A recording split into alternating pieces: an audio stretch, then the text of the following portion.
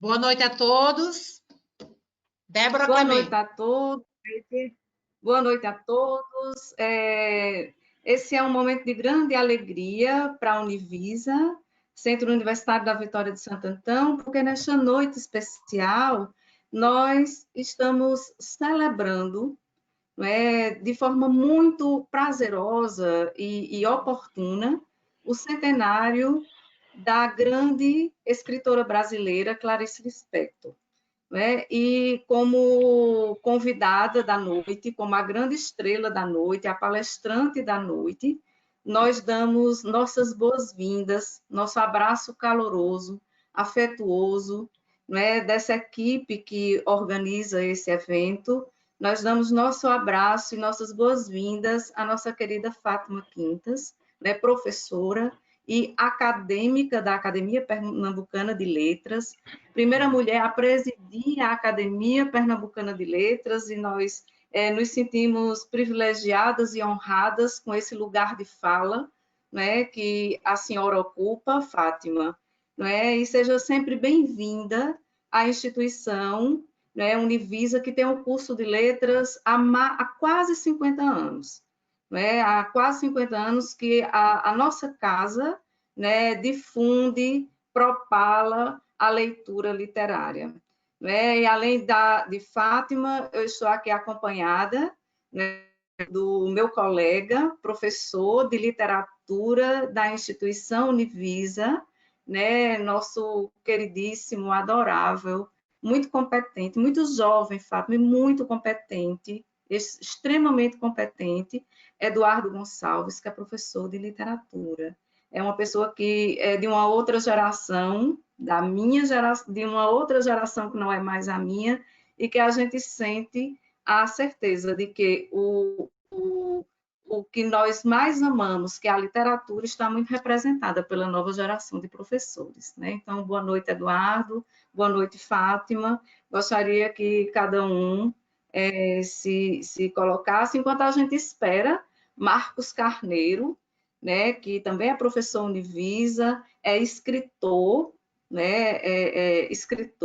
é membro de diversas academias de letras do interior de Pernambuco, e logo mais estará conosco. Então, Fátima, Edu, por favor, deem a boa noite e as boas-vindas aos nossos participantes.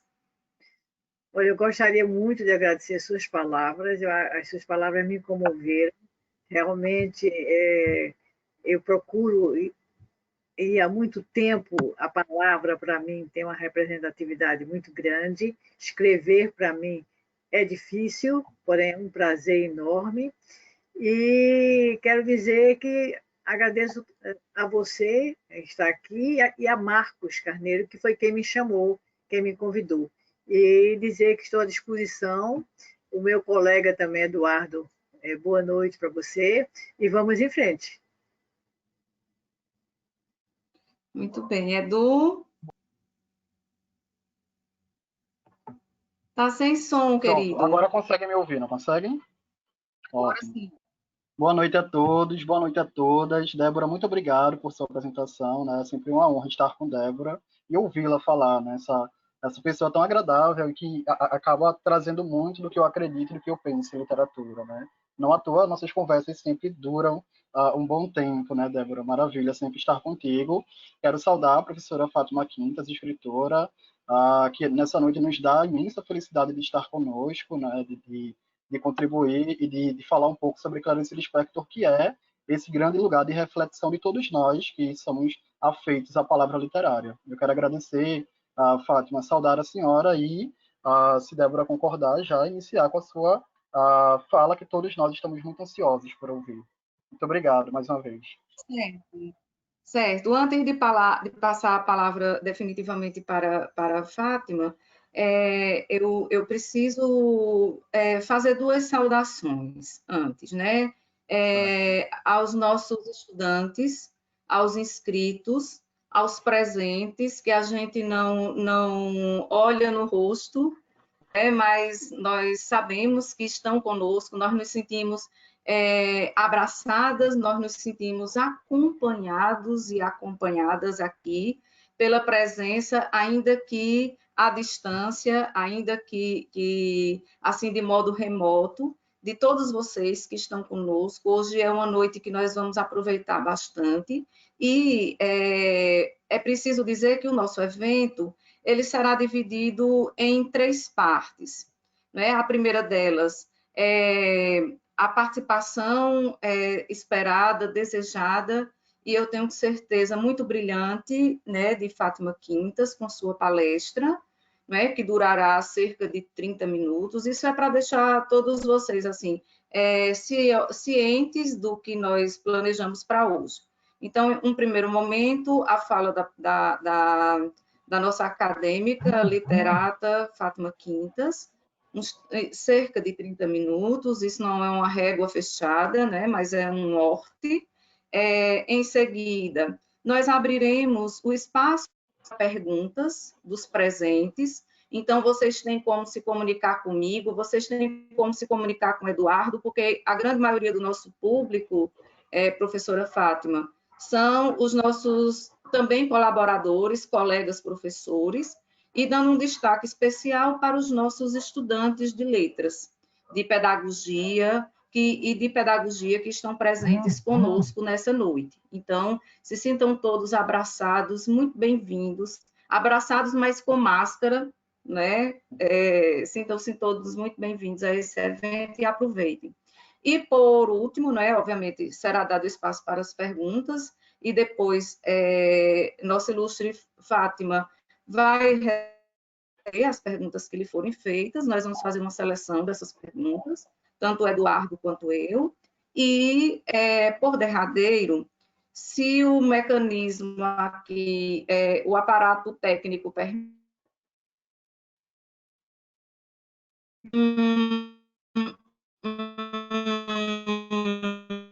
Eu não sei se o áudio de Débora está travando para a senhora. Uma participação musical de uma de nossas estudantes de letras, Alzenir, né? Alzenir é uma musicista, estudante de letras e musicista, e ela, professora Fátima Quintas, ela teve o esmero de musicar, né, de transformar em canção de carnaval um dos contos publicados por Clarice em sua obra.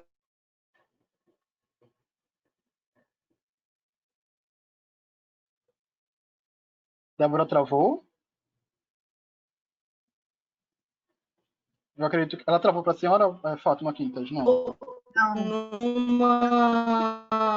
É embaçada. Vocês estão me ouvindo? Deu uma leve travada aqui, mas agora eu Vocês consigo estão me ouvir. ouvindo? Sim, agora sim. Vocês estão me ouvindo? Pronto. Sim. Onde foi que eu parei, Edu? Por favor, desculpe. Você estava falando da musicalização do conto de Pronto, Clarice. então, a Alzenir, nossa aluna, professora Fátima, do 6º período de letras, ela é musicista também, e ela musicou um trecho do conto Restos de Carnaval, que é um dos contos de Clarice ambientados, não é, em Recife, justamente falando de nossa festa mais esperada e mais desejada, que é o Carnaval, né? Então, se o aparelhamento aqui, a engrenagem técnica nos dá essa possibilidade, lá no final nós vamos exibir essa participação de nossa aluna Alzenir. Mas, como eu disse, a estrela da noite é a professora Fátima Quintas, e antes que ela fale, juntamente com os nossos alunos e nossos colegas professores, levantemos aqui nosso pensamento para a nossa querida Verônica Campos, também professora da Univisa, viu, professora Fátima Quintas? Ela também é professora da Univisa, mas ela se despediu do pai dela de ontem para hoje. A gente sabe que o coração dela está precisando de um abraço solidário, cheio de afeto, cheio de carinho, e é esse abraço que, nesse momento, virtualmente, nós estamos enviando a Verônica Campos, nossa colega. Mas o momento de hoje é um momento de festa, é um momento de alegria, é uma celebração de um centenário da grande Clarice Lispector, e uma das especialistas em Clarice Lispector, que tem obras publicadas sobre Clarice, que é membro da Academia Pernambucana de Letras, como eu já mencionei, foi presidente dessa casa, representando a voz de fala feminina. A professora Fátima Quintas, a acadêmica Fátima Quintas, vai agora nos dar a honra, vai nos brindar com seu conhecimento sobre Clarice Lispector, homenageada da noite. A palavra é sua, querida. Muito obrigada, Débora e Eduardo. Eu gostaria também de saudar aos alunos e professores que estão nos ouvindo e dizer da alegria de estar presente aqui. Na verdade, eu tenho certeza de que o prazer é muito maior o meu do que de todo mundo, porque é sempre importante a gente dialogar e trazer realmente a palavra e cada vez mais aplaudir a literatura. A literatura está precisando muito de aplausos e eu acho que esse é um momento, sem dúvida nenhuma, de fazermos essa vênia à literatura. Eu vou começar, eu vou falar de uma grande escritora, que é Clarice Lispector, e vou começar com duas pequenas frases de Clarice, ou dois pequenos fragmentos, melhor dizendo, de Clarice. Ela dizia: tem gente que cose para fora, eu coso para dentro. Isso é muito clariciano. Eu tirei justamente essa frase porque ela praticamente se define nessa frase. Ela é justamente uma escritora intimista, introspectiva, voltada muito para as suas ansiedades e as suas angústias. E a outra é: escrever para mim é uma fatalidade. Então a gente vai ver uma Clarice, vai observar uma Clarice que sabe muito bem o que ela está fazendo e o que ela fez. Clarice nasceu na Ucrânia, acho que todo mundo sabe, numa aldeia chamada Tchetchelnik, no dia 10 de dezembro de 1920. Eu vou fazer um breve, tentar o mais possível resumir a biografia dela, mas eu acho necessário porque essa biografia vai falar da história de Clarice. E todos nós temos uma história. E essa história é muito importante na visão da intelectualidade, enfim, na nossa capacidade que temos de fazer ou não fazer as coisas. Eu acho que é a biografia de cada um, e ela é única, isso é que é um valor enorme, porque cada pessoa tem a sua, deve ser ressaltada e nunca omitida. Então, Clarice nasceu na Ucrânia, como eu falei, na aldeia de Tchetchelnik, e ela tinha duas irmãs, Elisa, que era a mais velha, e Tânia, a do meio. A família veio para o Brasil. Por que Clarice veio para o Brasil? Essa é a primeira pergunta. A família veio para o Brasil porque, no momento, após a Revolução de 1917, começou a haver uma perseguição aos judeus. E então, fugindo dessa perseguição, a família veio para o Brasil. E ficou em Maceió. Por que em Maceió? Porque em Maceió, uma tia de Clarice morava em Maceió e era casada com José Rabin, que era um empresário que tinha uma fábrica de sabão. Então, eles vieram justamente para Maceió e começaram a trabalhar nessa fábrica. Quer dizer, começou a trabalhar, eu diria, não começaram, porque quem trabalhou foi o pai de Clarice, Pedro Lispector. Bom, eles ficam aqui, primeiro em Maceió, depois eles vêm, em 1924, para o Recife, e no Recife permanece 10 anos. A contribuição de Clarice no Recife é uma contribuição muito grande, porque é importante a gente pensar que Clarice esteve aqui de 4 anos a 14 anos. Então, é uma fase muito relevante no desenvolvimento da identidade de todo mundo, não somente dela. Inicialmente, ela morou na Praça Marcial Pinheiro, mas infelizmente o sobrado, que hoje está sendo um problema também para mantê-lo, não é? A gente sabe que há realmente uma confusão em torno do sobrado de Clarice. O sobrado de Clarice, naquela época, já tinha 100 anos e já trazia deficiências, o sobrado da Praça Marcel Pinheiro. E então, Clarice teve que passar para a Rua da Imperatriz, mas foi muito importante essa ida ao sobrado, porque Clarice vai dizer que ali, realmente, na Praça Marcel Pinheiro, ela vai começar a entender o mundo. E diz uma coisa que eu acho muito interessante. O sobrado, ela morava no segundo andar do sobrado. Então, ela dizia que quando ela ia para a varanda e olhava para baixo, ela achava que o mundo era muito alto. Além de muito grande, muito alto. E isso vem a trazer em Clarice uma sensação de que realmente esse mundo precisava de ser penetrado pela própria Clarice. Desde cedo, Clarice já vai ter uma ideia de um mundo muito especial. Ela passa para a Rua da Imperatriz, mas continua aqui, e o pai de Clarice era mascate, então era pobre. A mãe era uma mulher culta, mas não trabalhava, e morreu cedo. Quando Clarice nasceu, é importante a gente dizer isso, porque Clarice vai levar isso para o resto da vida, um problema que ela vai ter com o nascimento. Ela, quando nasce, a mãe logo apareceu doente. Não se sabe se ela já era doente ou se ela realmente começa a adoecer após o parto. O fato é que tudo indica que ela já era doente. Com o nascimento, havia uma esperança de que Clarice curasse a mãe. Tanto que Clarice, o primeiro nome dela foi Raia, e Raia quer dizer vida. Então, Clarice levou a culpa, porque de certa forma foi cobrada pela cura da mãe. Antigamente isso existia muito, com a gestação como um fenômeno que poderia trazer a cura de uma mulher doente. E claro que a mãe só fez piorar, e vem a falecer. Clarice tinha 10 anos. Mas ela carrega essa culpa, a culpa de não ter curado a mãe.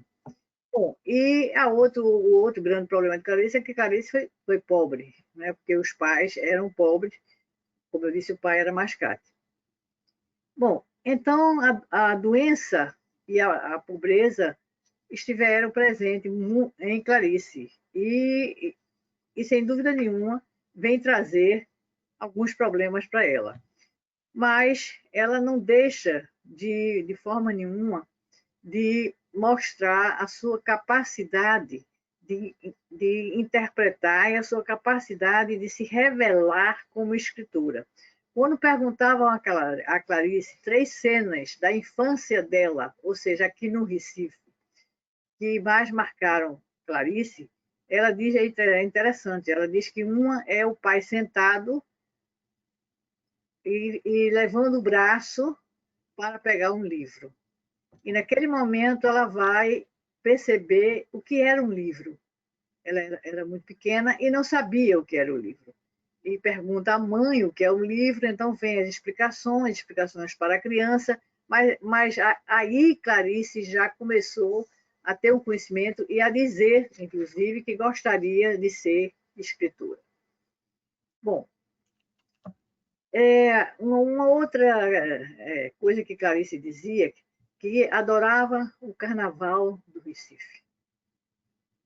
Está entre os destaques de Clarice em relação àquilo que ela mais gostava na infância.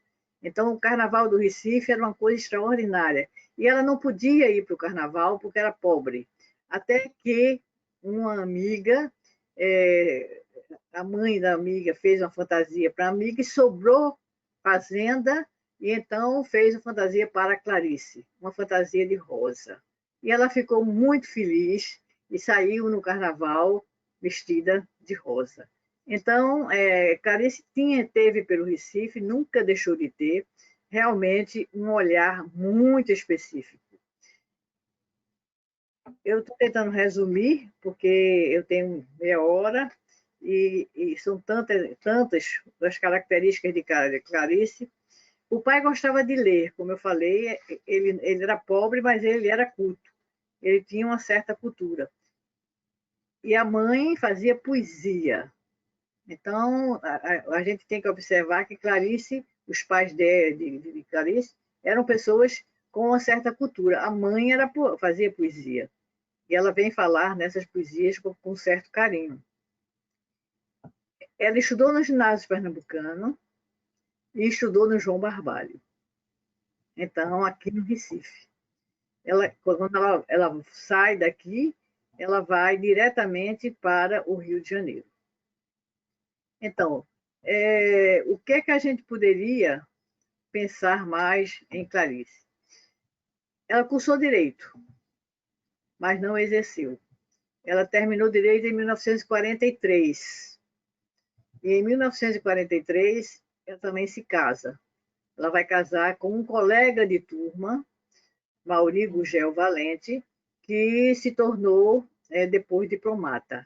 E isso vai trazer em Clarice uma certa ansiedade, porque Clarice vai passar a andar pelo mundo. Ou seja, ela sai do Rio de Janeiro, vai para a Inglaterra, depois vai para Nápoles, depois na Itália, depois vai para a Suíça, depois vai para os Estados Unidos. É exatamente quando, em 59, veja, o casamento dela durou de 1943 até 1959. Em 59, ela pede a separação. Ela realmente não suporta mais. Tudo indica. Ela nunca chegou a afirmar de uma maneira categórica, mas tudo indica que o processo migratório a cansou bastante. E foi esse processo que levou à separação de Clarice. Clarice se separa em 1959 e vem para o Recife. É nesse momento que ela vai começar a trabalhar, porque ela recebia uma mensalidade do marido, porém já tinha 2 filhos, Pedro e Paulo, e então ela tem que começar a trabalhar, porque essa mensalidade não era suficiente para ela criar os 2 filhos. E ela então passa a ser a jornalista. Em 1944, ela recebe oficialmente o título de jornalista. Bom, quando Clarice passou esse período viajando, migrando, ela tinha uma ansiedade, ela tinha uma vontade enorme de retornar a um local. E viveu realmente no Rio de Janeiro. Agora, diga-se de passagem, e é importante se dizer isso, quando ela resolve se instalar, ela é jornalista, mas de repente, em 1963, Clarice tem um desejo enorme de voltar para o marido. E então procura o marido, que a essa altura era embaixador na Polônia. Ela vai para a Polônia procurar e pedir para retornar ao casamento. O marido estava já com uma pessoa chamada Isabel, que era filha de um diplomata, e diz a ela que lamenta muito, mas que não vai voltar, e mais, que quer oficializar a separação. Este é o momento mais triste de Clarice. Esse momento é tão triste que ela chega a declarar ao seu amoroso Lima que teria sido o pior momento da vida dela. É justamente então em 64, isso aconteceu em 63, essa vontade de retornar. Em 1964, ela estava com uma depressão tão forte que é neste momento que ela vai escrever o seu primeiro livro, Perto do Coração Selvagem.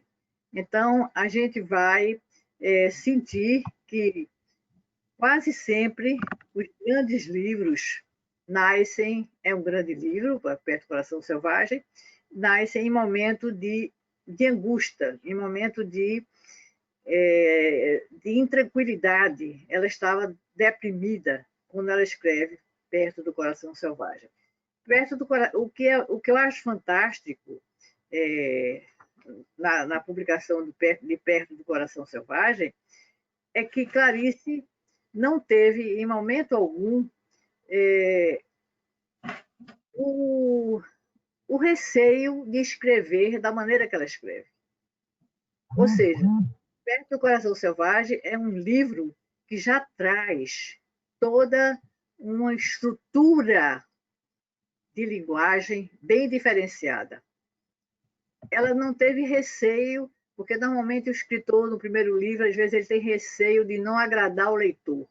E então, se recolhe um pouco e escreve menos, eu diria assim, se demonstra menos dentro da sua identidade, sobretudo quando era uma identidade literária profundamente diferente, profundamente diferenciada. Clarice não teve o menor receio. Perto do Coração Selvagem é um livro bastante denso e, como eu disse, sem nenhum receio. E, por incrível que pareça, o seu último livro vai ser A Hora da Estrela, que é o seu último livro, vai ser muito mais, teria mais um enredo, seria muito mais simples do que o seu primeiro livro. Isso mostra o quanto Clarice não temeu absolutamente o impacto de um livro formulado dentro de uma linguagem absolutamente introvertida.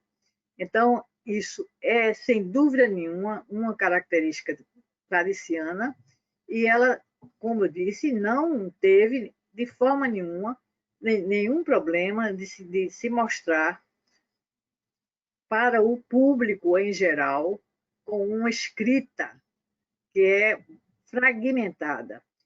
Benedito Nunes atribui a Clarice um conceito que é de importância fundamental. Ele diz que Clarice representa o naufrágio da introspecção. Isso é fundamental. Ou seja, é exatamente isso que ela representa. E que a escrita dela, ele faz uma análise profunda da sua escrita, e ele vai dizer que a escrita dela é, primeiro, um naufrágio da introspecção, tudo que ela escrevia, e depois é uma escrita fragmentada. Ela também não se preocupa que o parágrafo seguinte não tenha nada a ver com o anterior. Então, tem uma estrutura fragmentada, e é, sobretudo, uma escrita agônica, porque em Clarice a questão da vida e da morte foi, sem dúvida nenhuma, os elementos mais fortes e mais angustiantes na sua literatura. Claro que para todos nós esse é um grande problema, a vida e a morte. Mas em Clarice a escritura dela se tornou agônica porque ela não conseguia encarar a morte. Ela vivia sempre se perguntando o que é a morte, para onde eu vou, o que é que eu vim fazer aqui. Então, essa angústia existencial, essas perguntas tão profundas, perseguiram Clarice sem nenhum receio. E ela não teve, em momento algum, a preocupação de esconder esse receio dela. Ela dizia o que tinha que dizer, e ela vai escrever justamente em 64. Ela escreve depois um livro muito importante, que é A Paixão Segundo GH, e é considerado o melhor livro dela. E esse livro é um livro que vem preocupando muitas pessoas numa indagação de quem era GH, quem realmente seria GH. E isso é bem clariciano. Ela coloca somente as iniciais. GH seria gênero humano? Não seria, provavelmente. Há inúmeros artigos, um atrás do outro, a respeito de uma análise sobre GH. GH seria um livro que quis se colocar, e então, como foi um momento que ela estava também muito para baixo, por conta da separação do marido, teria sido um livro pautado na angústia dessa separação? Provavelmente que sim, mas GH, ninguém acaba sabendo que seria, quem é GH. Então, esse mistério de GH permanece até hoje e, como eu falei, vários artigos são publicados em torno de GH e ela sempre silenciou em relação ao que seria GH. Bom, ela vai continuar, eu estou pulando muito para a gente conseguir chegar, ela vai sempre trazer, na Paixão Segundo GH, o personagem é GH, e é uma escultora da classe alta, que mora num apartamento de cobertura, e que tem, infelizmente, tinha perdido um amante e tinha perdido um filho. Então, aí ela mostra, é escrito após a separação, e ela vai trazer justamente essa angústia que nunca a deixou. Bom, no livro também, neste mesmo livro, ela apresenta uma barata, ela vai ter uma relação com a barata, o que vem a trazer uma grande conexão com a metamorfose, não é, de Kafka, que para Kafka tem o livro da personagem, a metamorfose, ele era um inseto. Bom, mas Clarice escreveu romances, escreveu contos, escreveu crônicas. Entretanto, eu não conheço nenhum autor que tenha dito que Clarice escreveu poesia, porque muita gente fala que ela escreveu poesia. Eu não conheço nenhuma poesia, nem tampouco conheço nenhum autor que diga que ela tenha escrito poesia. Ela tinha na escrita, na prosa, uma dimensão poética muito profunda, mas uma coisa é a prosa, outra coisa é a poesia em si.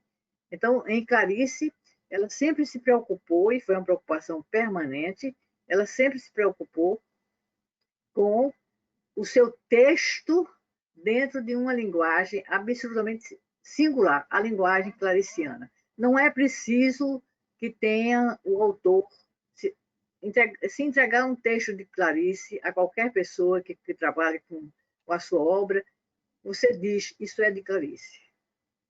Ela é tão autêntica e tão singular, e tão ela própria, e tão única, que ela se define sem precisar colocar o título da autora. Isso é impressionante. A escrita clariciana é uma escrita dela, absolutamente dela. Bom, em 67, Clarice, há um fato importante na vida de Clarice. Clarice sofre um acidente grave. Ela fumava muito, não parava de fumar.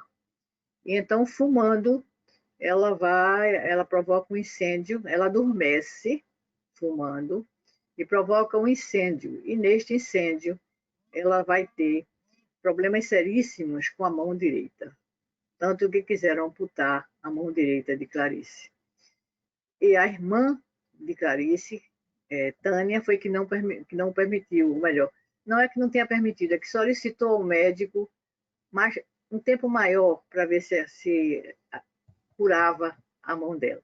Mas a mão realmente ficou extremamente atrofiada, e ela teve muita dificuldade com a mão, e embora Clarice escrevesse à mão e com a mão direita.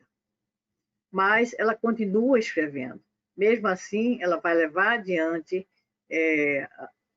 a sua escrita sem diminuir a quantidade de livros que ela escreveu.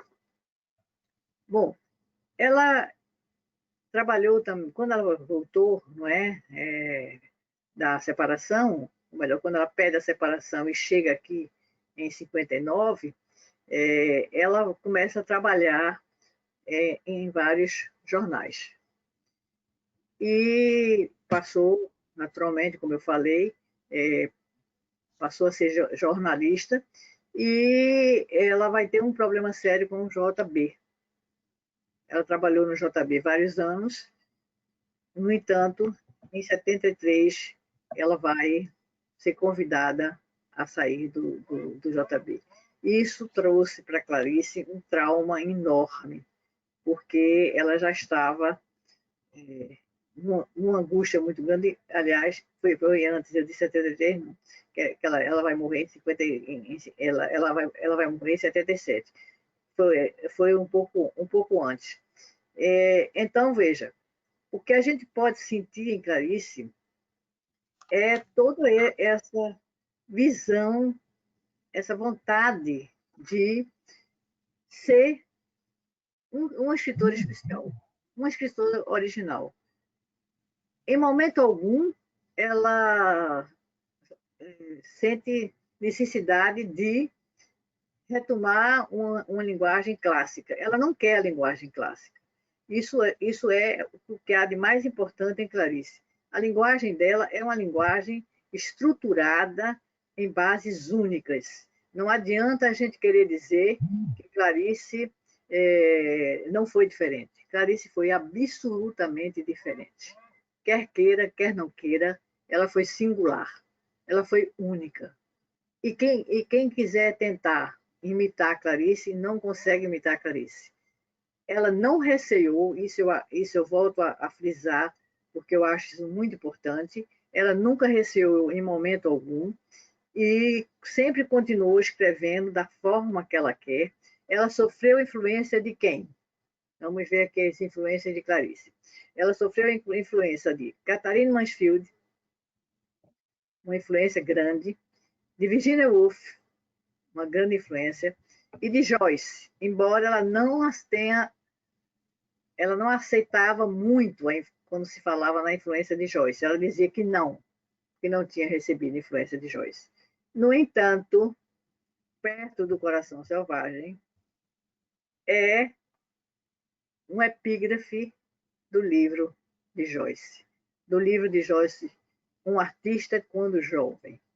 Então, ela apanhou a epígrafe e da epígrafe ela construiu, ela retirou o título do seu livro, Perto do Coração Selvagem. Então, não há como negar a influência de Joyce. Claro que ela sofre outras menores influências, mas as três maiores influências é Katharine Mansfield, Virginia Woolf e Joyce. No final do ano 70, Clarice vai conhecer uma pessoa, eu vou terminar daqui a pouco para poder dar oportunidade de perguntas, porque eu acho que as perguntas sempre são muito interessantes e a gente se torna mais interessante respondendo as perguntas do que realmente falando assim de uma maneira continuada. Em 1970... Querida, Fátima, eu posso lhe assegurar o seguinte, eu estou aqui com pelo menos 4, 5 grupos de estudantes da Univisa, exatamente 4 grupos aqui abertos, que o entendimento, eu preciso lhe dar esse feedback, assim, na metade da palestra, até para você compreender que está sendo muito bem entendida, compreendida, e só o que a gente tem aqui é elogios, tá certo? Então, está tudo muito bem encaminhado, né? Como a gente já esperava, claro, né? Que nós conhecemos o seu trabalho, suas palestras, né? Muito obrigada, mas eu acho que quando a gente fala assim, corrido durante algum tempo,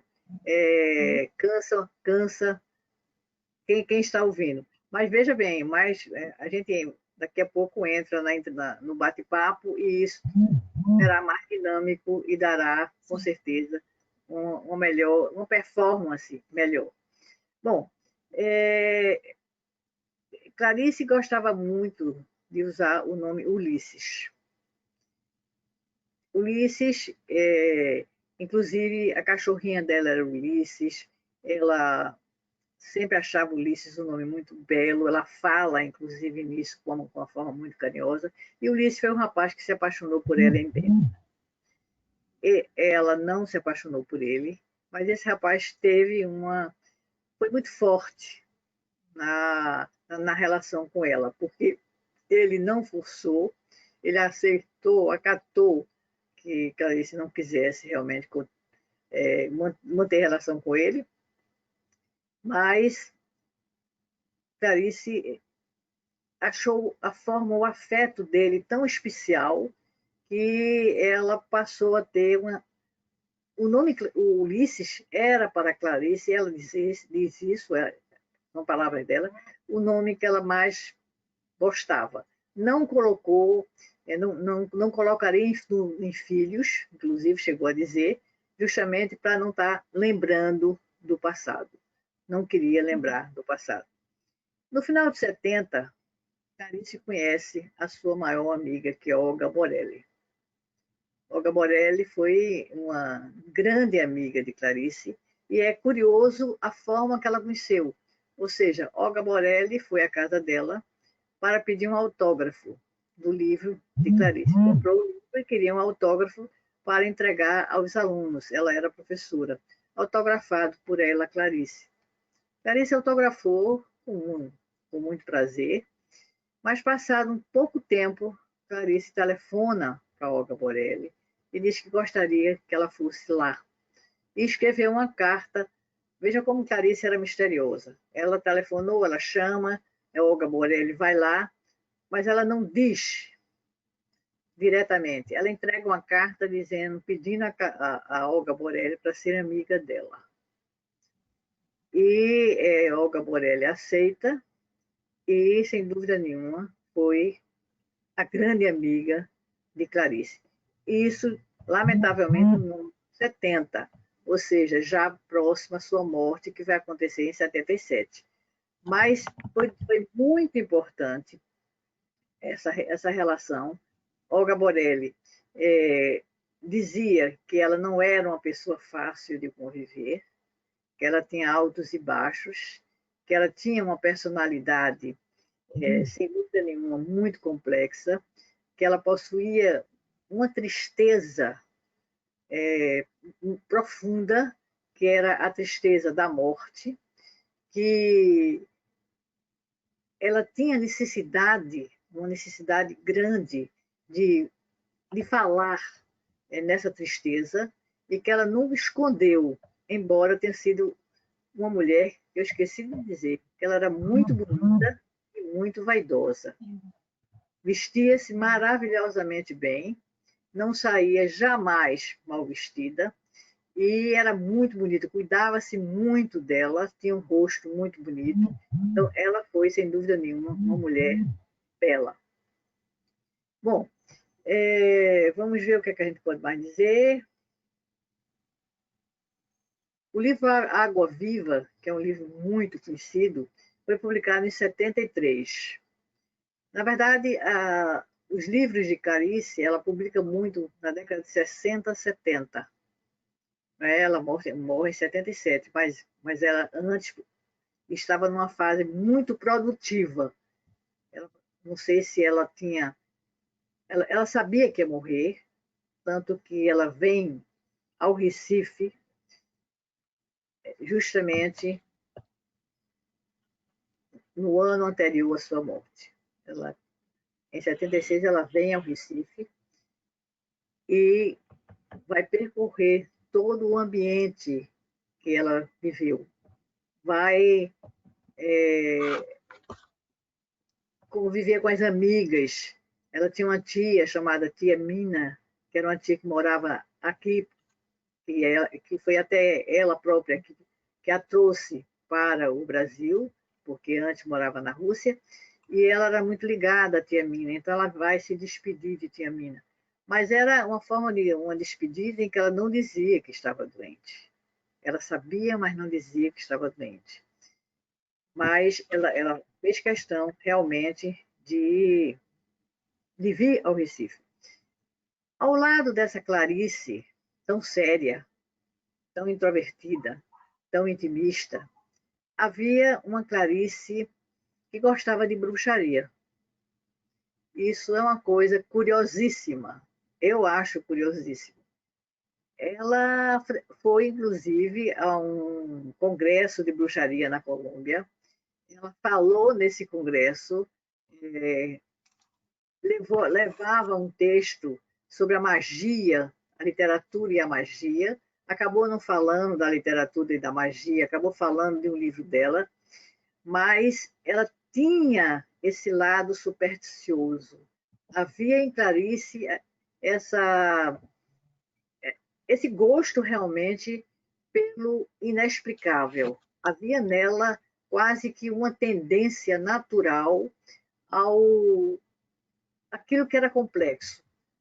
Tudo que fosse complexo, tudo que fosse alguma coisa diferente, Clarice tinha um grande prazer em conviver. Então, no Congresso de Bruxaria, como eu disse, ela escreveu um livro e a gente vai ver em Clarice uma outra coisa. Ela adorava o número 7 e o número 13. Eram os dois números preferidos de Clarice. Então, é essa superstição, ela ia a cartomante. Ela gostava de ir a cartomante. Inclusive, ela teve uma cartomante chamada Nair, que morava no Meia, e que ela ia com muita frequência. Então, a gente vê uma Clarice escrevendo daquela forma, a gente vê uma Clarice interiorizada, mas a gente vê uma Clarice, talvez pela falta de explicação da vida, pela falta de explicação da morte, Clarice tinha se apegado tanto a superstições, a cartomantes, ela buscou, porque a religião em Clarice, ela tinha religião, mas não era uma religião fanatizada, ela simplesmente vivia. E o grande problema dela era a vida, era a morte. Então, ela começa a aderir a essas superstições e não tem nenhum receio de dizer que realmente ela tinha essas superstições. Ela falava nisso sem problema nenhum. Deixa eu ver o que eu posso mais dizer.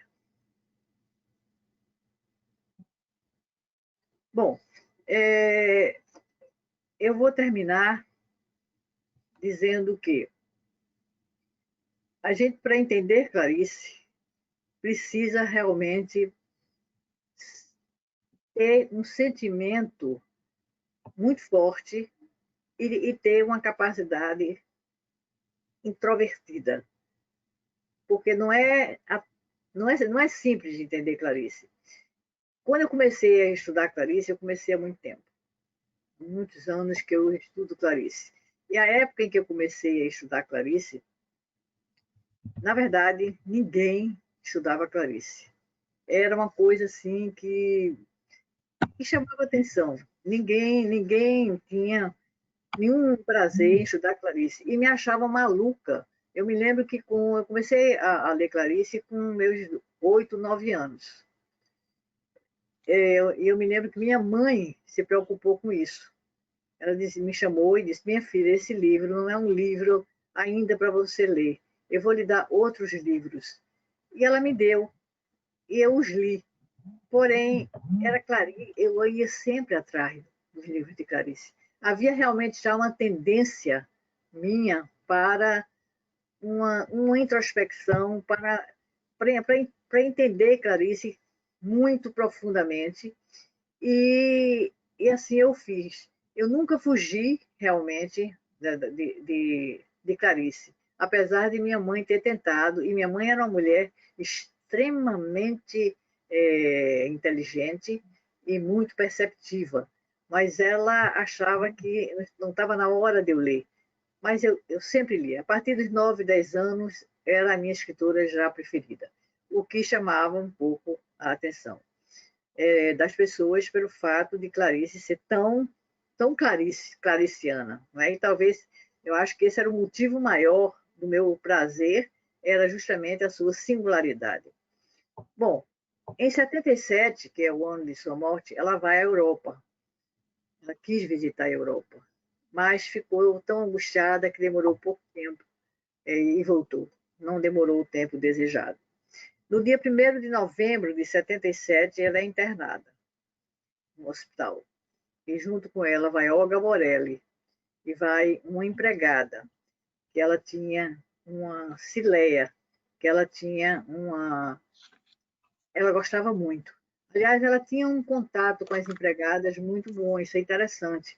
Ela gostava tanto de conversar com as empregadas, isso é uma característica muito especial de Clarice. Ela fazia amizade com as empregadas, tanto que Cileia foi, ela diz isso no livro, uma das maiores amigas dela. E, na hora da morte, estava ao seu lado, junto com Olga Morelli. Então, eu diria que é difícil, não é fácil. Clarice, bem, ela foi enterrada no cemitério judaico, no cemitério israelita, no Caju, e nunca o que sempre me atraiu em Clarice é a sua personalidade, a sua força de personalidade em assumir-se absolutamente diferente. Clarice foi, é e continuará sendo uma escritora absolutamente ela, uma escritora que é o espelho da existência ou da angústia, da complexidade do humano. Entender Clarice é preciso mergulhar nessa angústia, senão você não vai entender e nem vai gostar. Clarice é única nessa complexidade e a sua obra, que agora está sendo muito lida, como eu falei, mesmo assim, ela é lida por pessoas que possuem essa interioridade. É preciso essa interioridade, é preciso essa visão da existência, do espírito da existência, dessa pergunta sempre: quem somos nós? Quem sou eu? O que eu aqui vim fazer? Isso é fundamental para a leitura de Clarice. Eu agradeço e estou à disposição para perguntas. Nós que agradecemos, Fátima Quintas, pela brilhante palestra. Temos aqui umas falas muito interessantes sobre sua palestra, né, celebrativas a sua palestra, né, contemplativas, com muitos elogios, né, ao que foi trazido para nós na noite de hoje, nessa noite realmente de festa do centenário de Clarice. Aí eu vou passar a palavra para o professor Eduardo, porque ele tem acesso às perguntas. Eu já tentei aqui ter acesso às perguntas, mas não consigo. Então, as perguntas serão encaminhadas por ele, tá certo? Vamos Na verdade, eu não tive acesso às perguntas aqui. Os estudantes me mandaram pelo grupo, eu fui selecionando algumas para trazer a Fátima Quintas. Antes, na verdade, eu gostaria de agradecer e de parabenizar. Primeiro, agradecer, né? Eu acho que é muito bonito quando alguém fala de Clarice assim, com tanta paixão, com uma trajetória de leitura, né? Eu consigo agora, ouvindo a senhora falando, lembrar daquele lampejo em prosa dela, quando ela fala desses mudos fogos de artifício, né? E foi o que eu pude perceber agora. Essa paixão é tanta e tão bonita que eu não pude deixar de saudar e de ir ao fim da sua fala. E ao longo da sua fala, na verdade, eu percebi esses fogos de artifícios mudos que nos acompanharam. E aí, Fátima, antes de passar para as perguntas dos estudantes, eu gostaria só de comentar, talvez a senhora depois voltar a falar um pouco. Eu não sei se a senhora consegue me ouvir bem. Dá para ouvir? Estou ouvindo, sim. Estou ouvindo muito bem. Pronto. Ok. A senhora falou um pouco das influências de Clarice, e aí pontuou Catherine Montfield, né, que é uma referência que, vez ou outra, fica ausente nesse paginário de Clarice. Pontuou também o James Joyce, né, que é uma referência que ela sempre negou, e inclusive essa recorrência do nome Ulisses, né, do Joyce, do romance de Joyce, do romance Invenção de Joyce, que acompanha a trajetória de Clarice. E aí eu gostaria que a senhora pontuasse também, se possível, ao longo do retorno da sua fala, esse lugar das outras artes em Clarice Lispector. Eu, por exemplo, lendo o livro de crônicas dela, que agora não me ocorre o nome do título, acho que a senhora deve lembrar, é mesmo aquele livro de crônicas, o mais famoso? Não, há um livro, Crônicas Reunidas, que eu acho que é o do Benjamin Moser.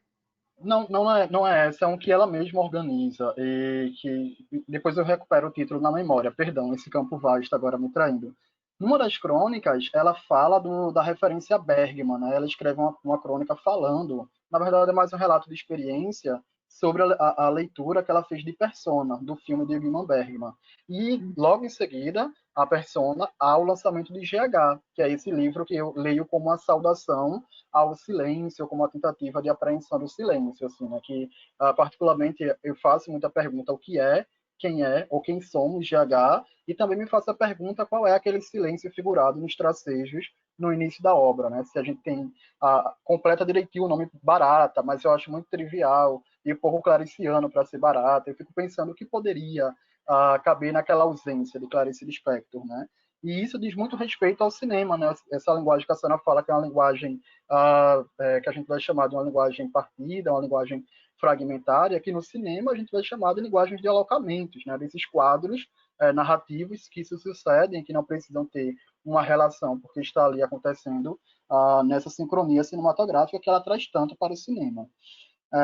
Alguns estudantes falaram, e agora eu estou pontuando já uma fala de um estudante chamado Auri. Ele queria que a senhora falasse um pouco sobre esse lugar da solidão em Clarice Lispector. Se ela achava a solidão uma essência ou a necessidade de escritor, se ela realmente buscava essa solidão na hora de produzir sua obra. Um outro estudante, e agora estou me referindo ao estudante do segundo período no Islam, ele queria saber a sua leitura com Clarice Lispector. Qual a obra que a senhora acredita que, de certo modo, atravessa a senhora enquanto leitora, uma leitura de trajetória extensa de Clarice Lispector, que a senhora poderia dizer, assim, né, falar um pouco de como que essa obra está na sua relação com a criação e com a crítica literária. E aí eu finalizo com a pergunta que a professora Débora me encaminha, e nessa pergunta, a estudante quer saber qual é a sua leitura de Macabea. Se Macabea poderia ser lida como uma representação da própria Clarice Lispector, ou quem, ao fim das contas, seria Macabea do ponto de vista da figuração no social. Eu tenho muitas outras coisas para pontuar, porque, como eu falei, a sua fala foi incrível. Assim, acho que é uma fala que flerta muito entre o biográfico e a análise da obra literária. É uma fala que nos instiga, inclusive, a pensar em Clarice Lispector, mas eu vou, por hora, deixar a senhora falar e depois a gente vai pontuando outras questões também que a senhora achar pertinente e a partir da lista que eu tenho aqui. Tá, Fátima? Não, tudo bem. Muito obrigado. Não, eu que agradeço. Eu anotei aqui 3 pontos, não é, para não esquecer, porque, inclusive, eu gostei muito da pergunta sobre Macabea. Foi uma falha minha e eu peço desculpas, porque eu acho que Macabea é um personagem, para mim, de uma maneira mais forte. Na verdade, eu digo, veja bem, eu digo, mas nem todo mundo concorda com o que eu vou dizer. Eu acho que Macabea é Clarice. A sensação que eu tenho é que aquela nadificação de Macabea é a representação de Clarice. Mas eu já disse isso em várias conferências e não concordaram. Mas eu estou confessando a vocês. Mas, para mim, a nadificação de Macabea, a força de Macabeia diante do nada, mas a força de viver, essa bipolaridade, eu quero viver, mas eu não sou nada, para mim, passa por Clarice. Ou seja, é um dos últimos, né, personagens dela, e é de uma força incrível. Ela se coloca ali, a sensação que eu tenho, continuo dizendo que aquilo ali é Clarice, uma Clarice que não se disse para todo mundo dessa forma, mas é a angústia clariciana e, ao mesmo tempo, nada. O que é que eu sou desse mundo? Né? Não sou nada. Não somos nada. Na verdade, não somos nada. A outra que você me perguntou foi sobre a solidão, não foi isso? Isso, exato. Essa Veja, escritura solitária. ela foi uma escritora solitária, embora ela tivesse grandes amigos escritores. Os grandes escritores da época, ela convivia muito bem, mas ela era uma escritora solitária. A Olga Borelli diz isso de uma maneira muito expressiva, não teme confessar que ela era solitária. Inclusive porque a própria escrita dela é solitária. Eu sei que, às vezes, a escrita nem sempre representa a personalidade. A pessoa pode escrever muita tristeza e ser muito alegre. Eu não estou dizendo que ela fosse triste. Ela era retraída. Ela gostava realmente de estar consigo própria. Ela era um eu que se completava em vários eus. Clarice foi um eu altamente complexo, um eu que se disseminou em inúmeros eus. E ela nunca nunca negou, nem nunca tentou negar essa própria angústia de si própria.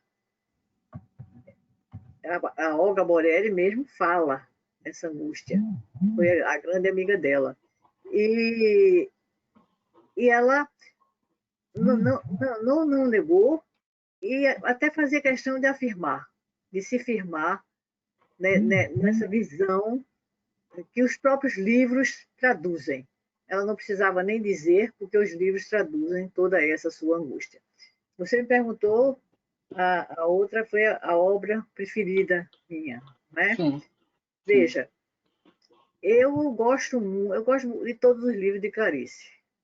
Realmente eu tenho uma certa intimidade com os livros e gosto das crônicas. Ela não gostava de escrever crônica. É importante a gente fazer esse parêntese. Ela dizia que a crônica era muito curta e que a crônica obrigava ela a se posicionar, às vezes, de uma maneira que ela não queria. Ou seja, o jornal é muito público para ela se colocar com tanta intensidade. Então, a crônica, embora as crônicas dela sejam excelentes, mas ela não gostava de escrever crônica e ela dizia isso. Dizia que, além da limitação, porque toda crônica, eu escrevo crônica toda semana e a gente tem direito o quê? A tantas letras, tanto número de linhas. Então, é uma coisa limitada, claro, porque o jornal tem um espaço, né? E você tem que se adequar, se adaptar àquele espaço. Ela não gostava por esse motivo. Mas as crônicas dela são lindas, extraordinárias. Então, você me perguntou outra coisa mais? Eu falei um pouco dessa relação dela com as outras artes, né? Exemplo do cinema, que aí agora eu recuperei o livro, A Descoberta do Mundo. Na Descoberta do Mundo ela faz uma crônica, se é que a gente pode chamar, né? Na verdade é quase um relato de experiência enquanto espectadora do filme Persona, de Ingmar Bergman.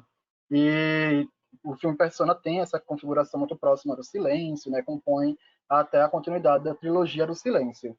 Tempo depois, ou quase ao mesmo tempo, ela lança GH, né? Que também é essa temática do silêncio, da solidão e da questão existencial. Aí eu queria que a senhora falasse um pouco dessa relação dela com outras artes. Duas personagens artistas anônimas, GH e a personagem do Água Viva. Enfim, eu acho que ela traz todo esse fluir da arte, né, na sua prosa. Olha, eu acho que você disse muito bem. Clarice gostava da arte. Da arte, não de uma arte, se é que a gente pode chamar isso, mas ela gostava da arte na sua completude. O que fosse arte, ela adorava. Você sabe que ela pintou. Sim. Né? Em 76, ela resolveu pintar 16 quadros.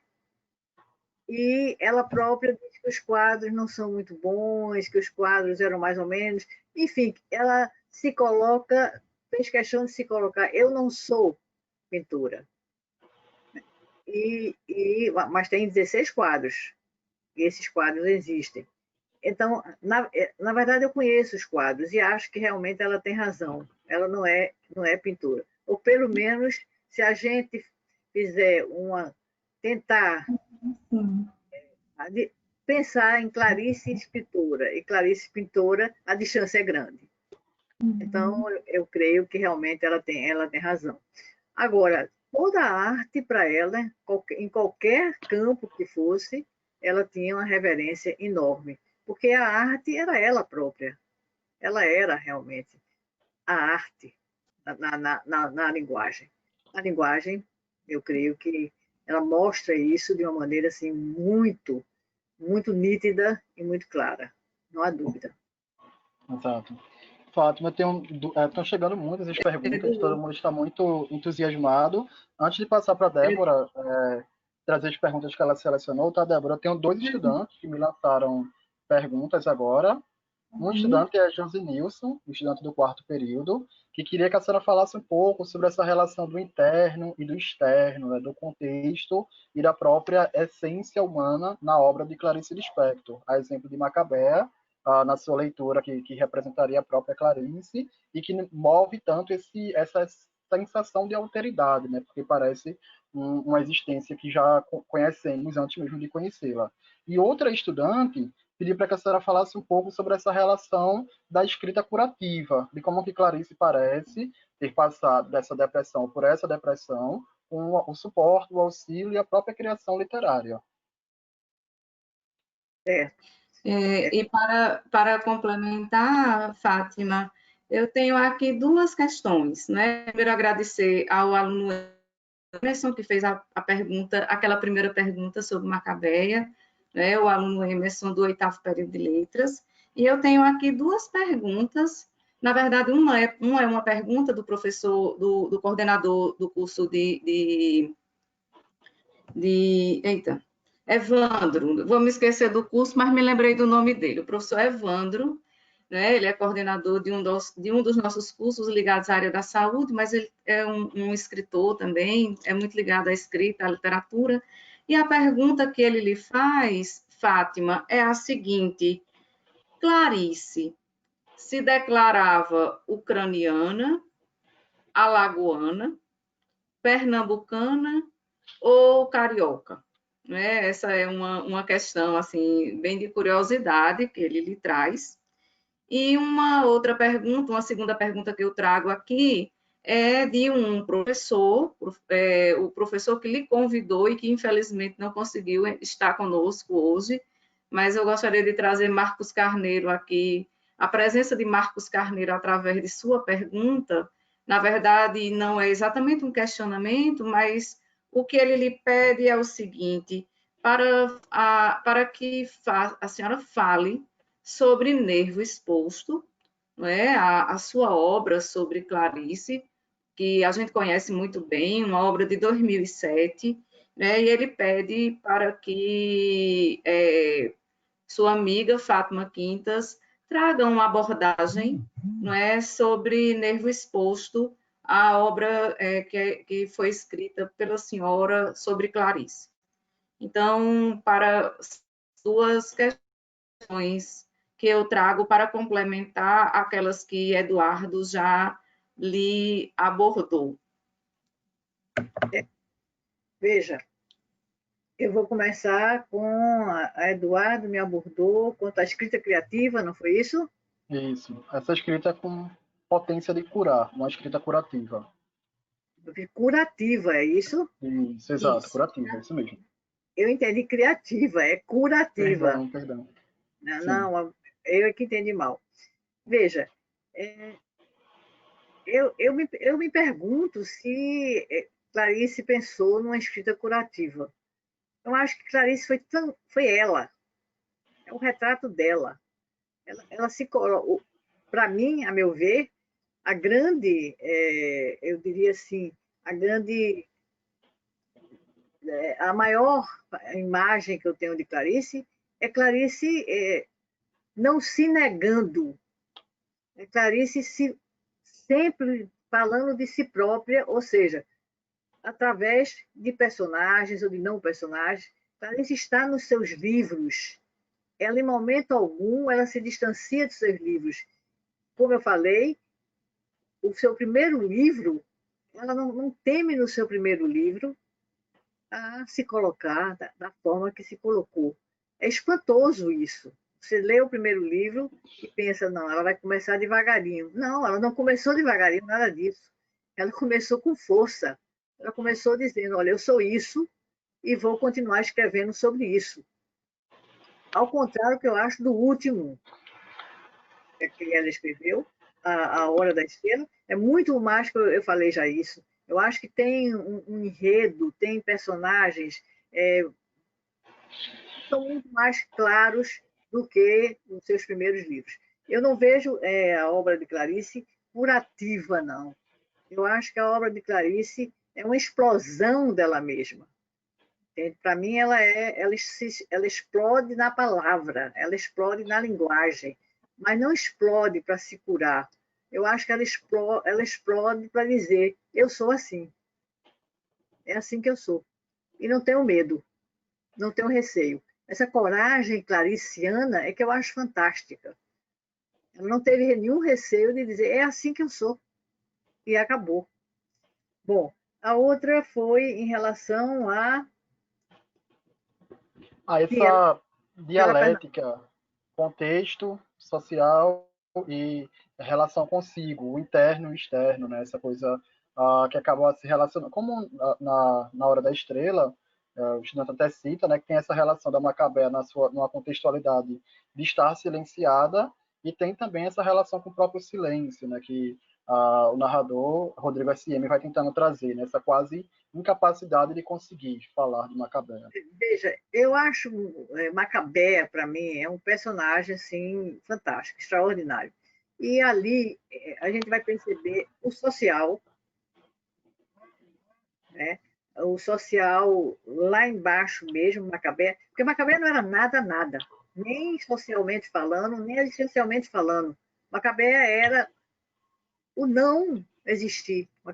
E, no entanto, Macabea era grande, enorme, na medida em que ela se colocava por inteira. Eu acho que Macabea é um personagem tão inteiro em termos de coragem clariciana. Eu acho o personagem clariciano, sem dúvida nenhuma, mais fantástico, e onde ela se coloca, eu vejo Macabea sendo Clarice.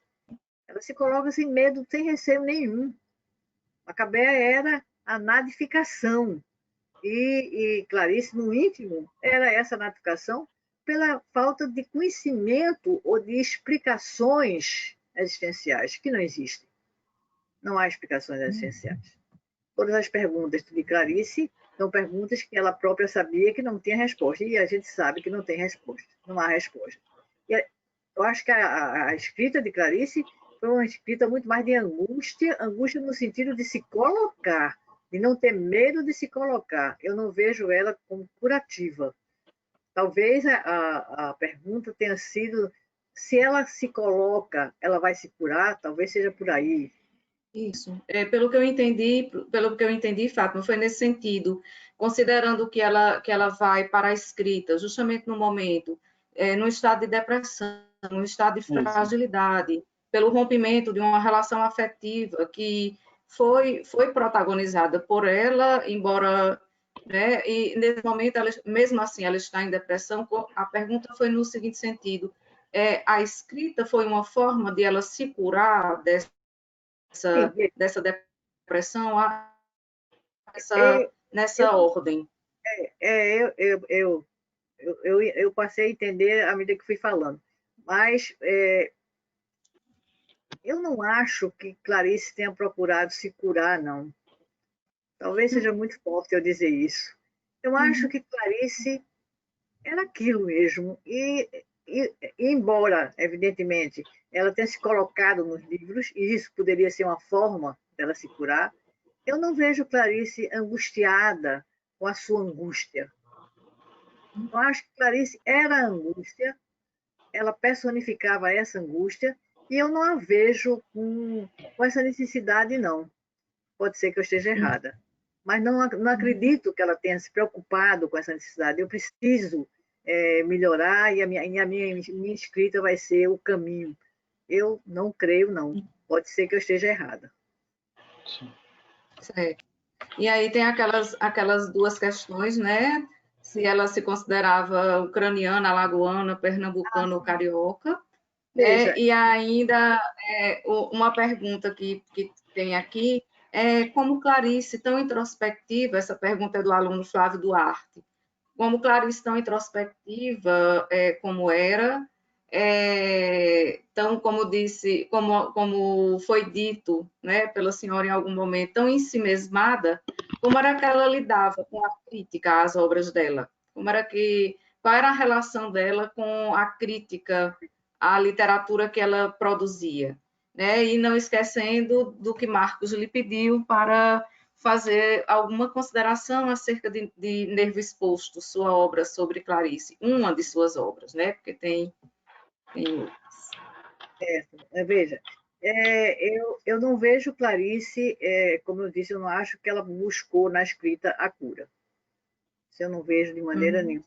Eu acho que ela era aquilo e ela se dizia, se mostrava aquilo e não temia em ser assim. Se ela era carioca, ou se ela era brasileira, ou se ela era ucraniana, na verdade, ela nunca falou em ser ucraniana. Ela nasceu na Ucrânia, a gente sabe e tal, mas ela se dizia brasileira. Ela se considerava brasileira. Não, tem muita gente que diz que ela se considerava pernambucana. Isso também nunca ouvi ela falar. Ela esteve em Pernambuco, sim, a gente sabe disso, mas que ela se considerasse pernambucana por ter estado aqui, eu não conheço esse momento dela, não. Ela se considerava brasileira, até porque ela viveu mais tempo mesmo no Rio de Janeiro. Mas nunca disse que era carioca. Ela se considerava brasileira. E, inclusive, ela adotou, né, a nacionalidade brasileira. Ela fez isso, eu não estou enganada, mais ou menos em 64, por aí. Ela assumiu a nacionalidade. Bom, essa foi a pergunta. A outra é... Como ela lidava com a crítica? Veja, eu não acho que ela tivesse grandes problemas com a crítica, não. Ela sabia que ia ser criticada, ela percebia. Eu acho que a crítica até alimentava ela. Eu vejo ao contrário. Eu acho que a crítica dava a ela um fulgor muito grande de continuar sendo daquela maneira. Entende? Isso me faz lembrar uma ocasião em que eu estava com um grande escritor brasileiro, eu não quero dizer o nome, e nós estávamos eu estava lendo o jornal, estávamos em São Paulo, estava lendo o jornal e ele disse assim: Fátima, vê aí como é que foi a minha entrevista. Estou curiosíssimo. Aí eu disse: por que você está tão curioso? Ele disse: porque a minha entrevista foi para acabar. E é assim que eu gosto. A crítica deve vir para arrombar. Eu disse: e aí? Como é que você se porta diante da crítica? Eu disse: eu amo a crítica, porque a crítica me alimenta. Eu tenho uma sensação, eu pensei imediatamente, fiz uma associação com Clarice. Eu acho que a crítica alimentava Clarice, ao invés de derrubá-la, alimentava ela. Porque ela, justamente aqui, Clarice nunca quis ser igual às outras pessoas. Acho que ela tinha uma noção muito, muito aguda da sua personalidade diferenciada. Isso creio eu, que ela se percebia diferenciada e gostava de ser aplaudida diferenciada. Ser igual aos outros, para ela, não me parecia que fosse nenhum problema. Ela não queria isso, ela queria ser Clarice Lispector. Nesse aspecto, é a minha opinião. Posso estar enganada. Tem mais uma que você fez? Tem a consideração que Marcos Carneiro lhe pede, né, para que a senhora teça considerações sobre Nervo Exposto, sua obra de 2007, acerca de Clarice. Olha, é uma obra que realmente eu procurei o mais possível traduzir Clarice. E cheguei à conclusão de que ela é intraduzível. Eu realmente adentro a vida dela, mas confesso a você que ao terminar Nervo Exposto, eu acho que o nervo é exposto mesmo. Uma coisa que eu acho interessante e que eu gostei foi o título. Quando me veio o título Nervo Exposto, eu digo, é esse o título que eu quero dar realmente. Porque às vezes a gente dá um título e não é aquele, ou acaba dando, mas não é aquele. Nervo Exposto não. Nervo Exposto, quando chegou, eu disse, é esse mesmo. E eu não acho de maneira nenhuma que eu escrevi aquilo certa de estar escrevendo alguma coisa ligada à angústia, ligada à existência, e, claro, profundamente complexa, e Clarice é isso mesmo, é a complexidade em pessoa. Não sei se Nervo Exposto agrada as pessoas. Eu, quando terminei, senti um certo prazer, entre aspas, no sentido de ter me doado ali através de Clarice. Eu me vejo, vou fazer aqui uma confissão, mas eu pessoalmente me vejo muito clariciana. Entende? Eu me sinto clariciana, até mesmo quando eu vou escrever, eu me recordo que quando eu comecei a escrever no jornal, que já faz muito tempo, eu escrevo desde 85, eu me recordo que minha mãe, que era uma mulher extraordinária, eu já falei isso, e muito, assim, muito perceptível, ela disse, minha filha, vou lhe pedir um favor, não escreva no jornal assim tão se colocando de uma maneira tão nua. Tente disfarçar um pouco. Eu tentei, confesso que tentei, mas não consegui. Eu me coloco realmente no jornal totalmente. Eu não tenho censura. E hoje, quando às vezes eu escrevo alguma coisa mais objetiva, raramente eu faço, mas às vezes eu faço, as pessoas reclamam, os leitores reclamam. Eu sei que eu tenho um grupo de leitores que gostam muito do que eu escrevo e um grupo de leitores que tem horror ao que eu escrevo. Isso eu tenho plena consciência. Mas eu sou assim, quer dizer, eu nesse aspecto eu não tenho um receio de me colocar, não. Eu acho que Clarice nunca teve receio de se colocar. Não vejo Clarice com receio, não. E a crítica para Clarice alimentou ela, sem dúvida nenhuma. Era isso mesmo que ela queria. Ela não queria ser uma escritora igual às outras. Ela queria ser uma escritora diferenciada. Ela, Clarice Lispector. E acho que ela foi. Ela, Clarice Lispector. Isso mesmo. Edu, mais alguma questão, Edu? Não, por aqui eu encerrei as perguntas recebidas, algumas tinham uma relação muito próxima, fui articulando ao longo do lançamento, e não me chegaram mais perguntas. Na verdade, eu só estou realmente muito encantado assim, né, com a sua fala, com o seu modo de ler. Clarice, fiz vários apontamentos ao longo da sua fala, até mesmo como forma da gente reforçar, né, aquela nossa leitura que nós realizamos de Clarice. Por exemplo, quando a senhora fala desse desfalecimento das fronteiras em Clarice, né? A senhora fala em algum momento que poesia está do lado, prosa está do outro. Em Clarice, a senhora pontua bem que há esse desfazer das fronteiras, a gente tem aquilo que podemos chamar de uma prosa poética. A senhora falou também da relação dela com outras escritoras, né? E contou o caso de Olga, né? Que foi lá para pedir autógrafo. E aí eu lembro também de uma história que contam sobre Ana Cristina César, né? Que vivia à beira do apartamento de Clarice Lispector, esperando a oportunidade de conhecê-la pessoalmente, para também ter a sorte de receber um autógrafo. Nunca conseguiu, infelizmente, mas mostra isso, que Clarice Lispector foi uma autora e é uma poética tão potente que acaba chegando a outros movimentos, né, como a geração marginal, da qual Ana Cristina César faz parte, uma produção contemporânea. Ela é, sem dúvida alguma, aquela escritora que firmou uma poética, uma poética da originalidade, como a senhora pontuou algumas vezes, uma poética que é transtemporal, né? A gente tem uma intimidade com Clarice que a gente não fala Clarice Lispector, como fala Guimarães Rosa, por exemplo, a gente fala Clarice, porque Clarice nos virou esse lugar de intimidade, e aí, naturalmente, e a senhora pontuou isso, alguns fragmentos diversos atribuídos a Clarice, o que acaba popularizando a sua imagem, e há efetivamente aquela prosa dela que nos acolhe, né? E aí eu lembro da GH, que eu considero o melhor livro de Clarice também, apesar de rivalizar muito, na minha opinião, com Água Viva, porque eu não me recordo de nenhum romance que a gente leia em um dia e queira reler novamente, né? Acho que poucos me fazem isso. E gosto muito também dessa imagem que a senhora traz de Macabea. Eu particularmente não penso em Macabea como Clarice, eu penso em Macabea sempre como outro. Assim, acho que Macabea, e eu falei isso com meus alunos semana passada, da introdução aos estudos literários, é a personagem que eu mais gosto na literatura de todos os tempos, assim, que agora eu tenho lembrança, porque ela consegue mobilizar em mim uma sensação de alteridade que é quase ausente, assim, né, no lugar do literário, né? Às vezes os personagens são tão distantes de nós. E aí eu lembro que semana passada eu reli para essa aula da introdução dos estudos literários, tão sensível, né, que todos nós estamos, encerrei aos prantos, né? Porque o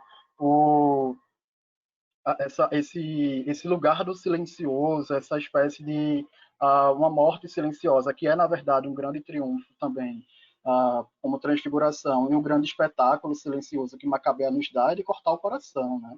Eu acho que todos nós, quando acabamos de ler, estamos enlutados, né? E agora, mais do que nunca, socialmente lutados e contextualmente lutados, e ler Clarice, como a senhora pontuou muito bem, e por isso que eu estou muito feliz de estar aqui essa noite, é viver uma companhia íntima para lidar melhor com os nossos lutos e com as nossas angústias. Então, por isso eu quero agradecer e dizer, né, que mistérios tem Clarice, como nos diz Caetano Veloso na sua canção belíssima, sobre que recebe o título de Clarice Lispector, e que são muitas Clarices, na verdade. Muito obrigado, Fátima. Eu agradeço muito, e quero dizer que pensar Clarice é pensar no mistério da existência, e Exato. ela nunca desejou, de jeito nenhum, ser popularizada. Isso nunca passou pela cabeça dela. Ao contrário, ela gostaria mesmo de ser lida por uma elite. Elite no sentido de pessoas que tivessem a capacidade de entendê-la. Eu acho que Clarice, em momento algum, pensou em se popularizar. Essa é a minha visão, posso estar errada. Mas a popularidade para ela não era por aí. Ela queria ser lida por pessoas distintas literariamente falando. Então, eu acho que ela consegue realmente. A própria linguagem dela escolhe o leitor. O leitor vai, muitas vezes, pensando em outra coisa e deixa pela metade ou menos da metade, porque acha que a linguagem é uma linguagem muito, muito especial. E, na maioria, muitas vezes, dizendo que não gosta da linguagem. Clarice nunca se preocupou com isso. Clarice se preocupou em ser ela, Clarice Lispector. Isso. Inclusive, Fátima, Pois é. perdão, só aproveitando o seu ganchinho, eu gosto muito desse jogo amatório, né, que ela trava com o leitor, perdão, porque eu sou realmente apaixonado por Clarice, e estar ouvindo a senhora me traz algumas das minhas paixões com relação a Clarice. Por exemplo, em GH, ela fala, na queda dedicatória, né, que esse livro é um livro para almas formadas. E aí, quando a gente vê aquilo, todos nós queremos saber se somos almas formadas, né? E a gente vai lendo, interpelado pela própria Clarice Lispector, a busca de saber se somos ou não almas formadas, ou o que é ser almas formadas, né? Eu acho que ela, vez ou outra, traz esse lugar de convite, e aí, claro, a elite, talvez, que ela se refira, não seja uma elite referente à classe, né? Eu acho que é muito mais esse lugar mesmo do pensamento. E porque eu vejo, e eu penso, e eu acredito, inclusive na própria relação dela com a Carolina Maria de Jesus, que a obra dela não foi uma obra feita para alguns, foi uma obra feita para leitores que, como em GH se aporta, tem almas prontas. E aí, talvez, ser um leitor de alma pronta é que seja a dificuldade para chegar até Clarice. Pois é, aí eu acho, Eduardo, que você colocou muito bem, eu agradeço, muito melhor do que você colocou, esse lado clariciano, melhor, essa personalidade clariciana, que sempre quis ser esta personalidade clariciana. Não interessou a ela de maneira nenhuma, agradar e nem ser popular. Pelo contrário, ela está muito feliz sabendo que é distinta e não há uma multidão que gosta dela. Isso não interessava a Clarice. Pelo contrário, interessava realmente essa linguagem, que é a linguagem que vai a distinguir pelo resto da vida. Uhum. Pois é. Para as almas que ainda não são formadas, como era o caso da minha, quando eu comecei a ler Clarice, o que me causou encantamento o inicial, a porta de entrada.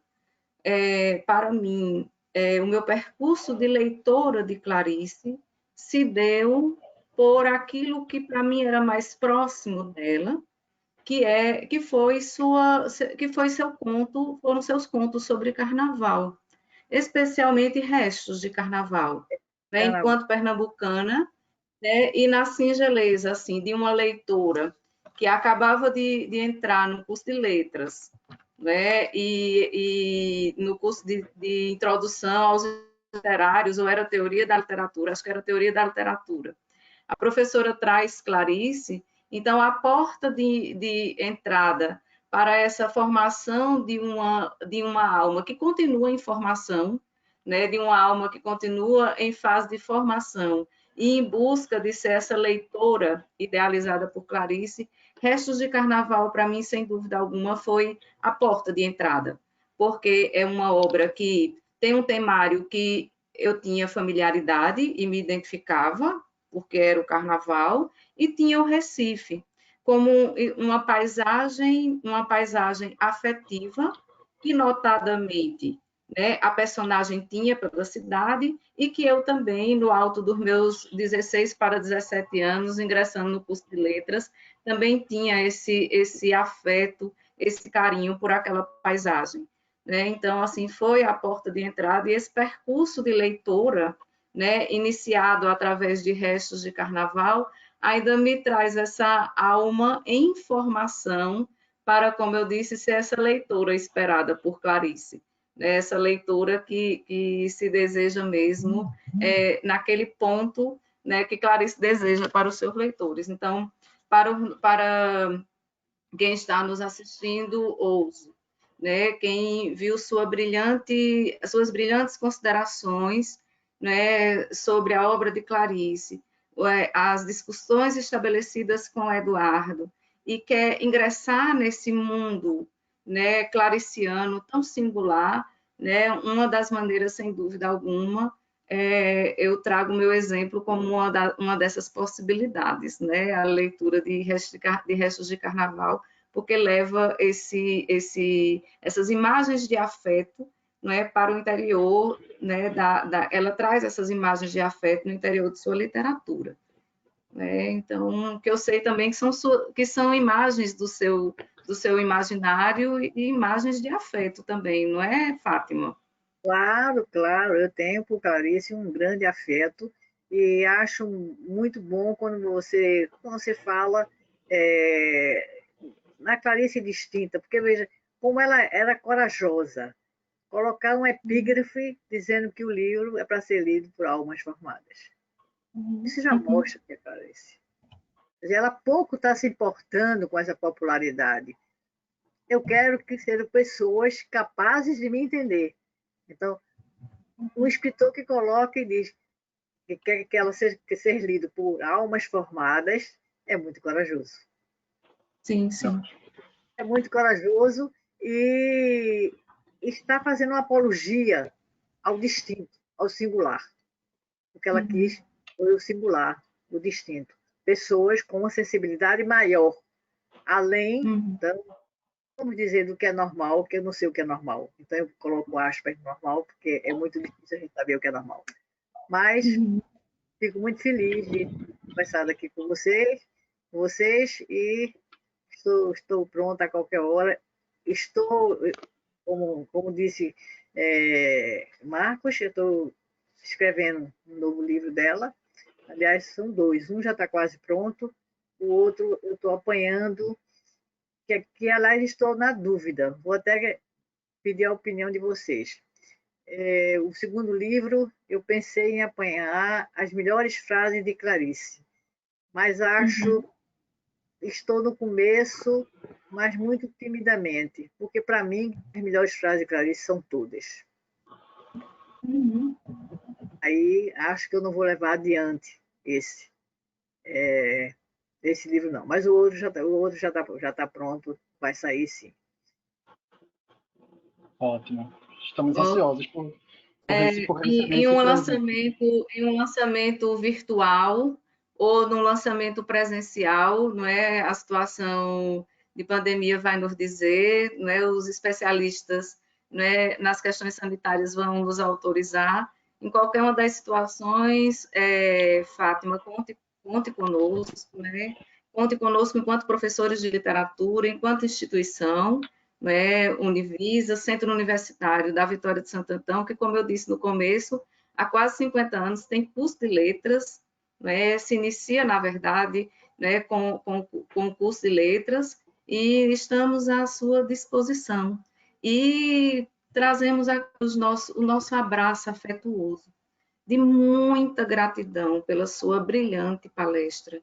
Né, é inenarrável a nossa gratidão e tudo que nós aprendemos hoje aqui. Nós temos aqui dos nossos alunos justamente esse dizer que foi um lugar comum no discurso dos nossos alunos aqui nos grupos, né? Hoje eu aprendi muito. Hoje eu estou banhada de literatura, eu estou banhado de literatura.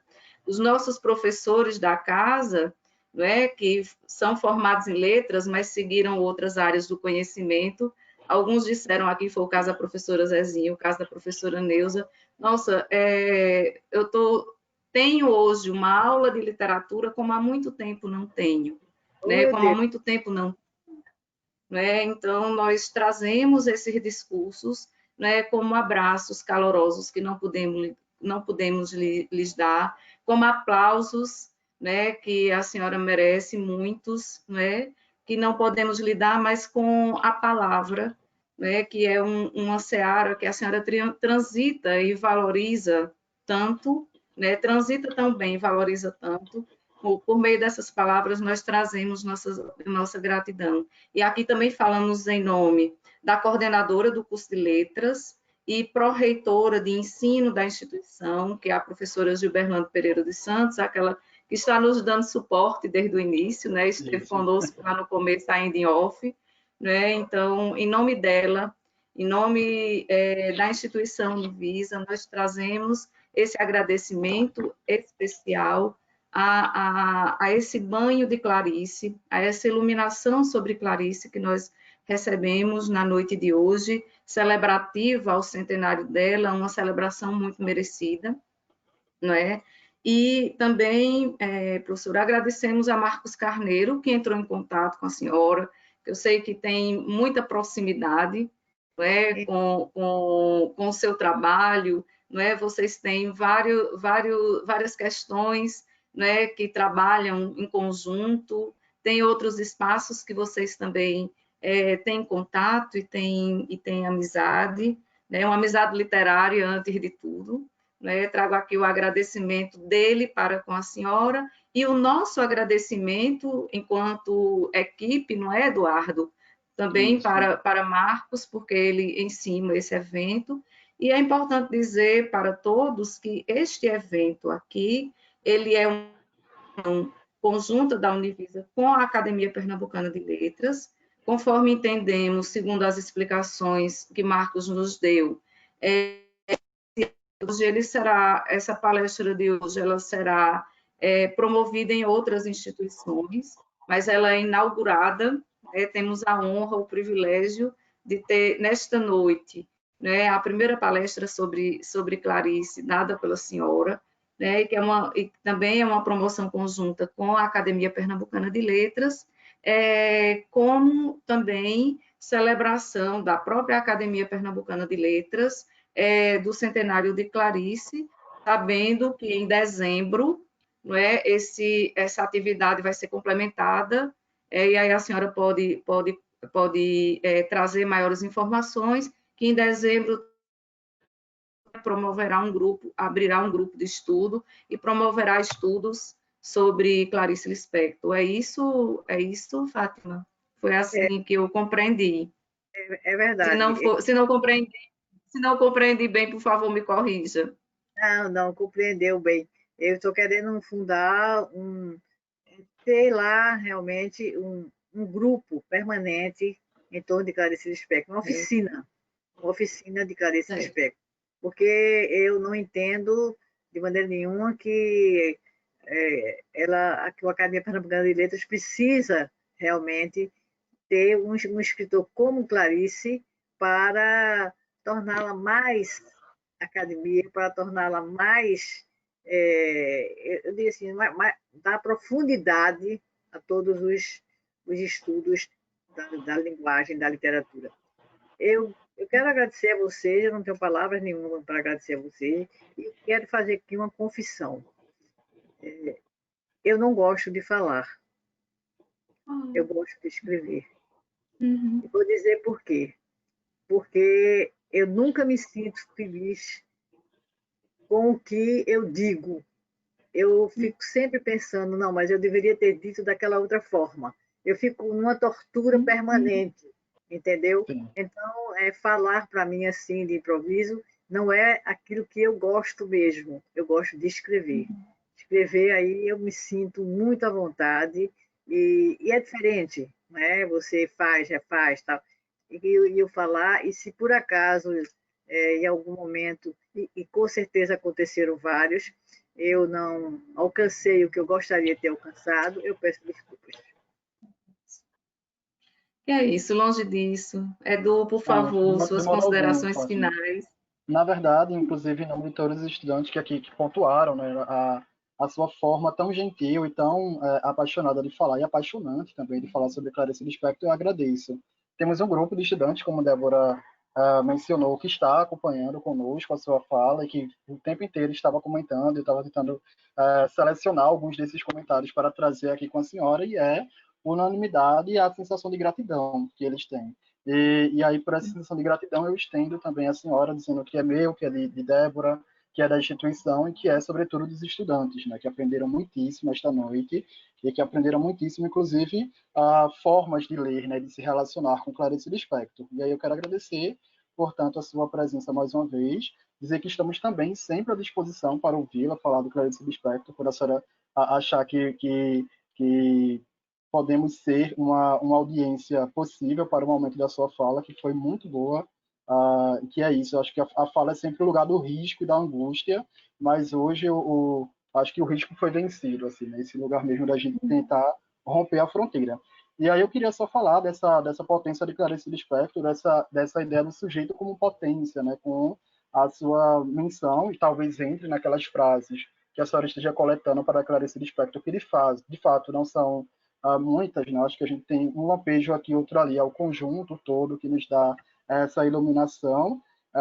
E tem uma no Água Viva que ela fala exatamente do que o ser é vir a ser, né? Ou melhor, ser é vir a ser e vir a ser é ser. O que eu leio como essa ideia da potência, né? Como essa ideia mesmo da gente estar o tempo inteiro em contínua formação. Então, o contraditório, o divergente e o lugar do convite, a reflexão sobre a forma da nossa alma é um contínuo em Clarice, e eu acho que hoje eu senti isso muito na sua fala, e mais uma vez, portanto, só tenho a agradecer. Muito obrigada, eu realmente estou emocionada e quero dizer a vocês que lembrem sempre, nós vivemos no gerúndio, vivendo.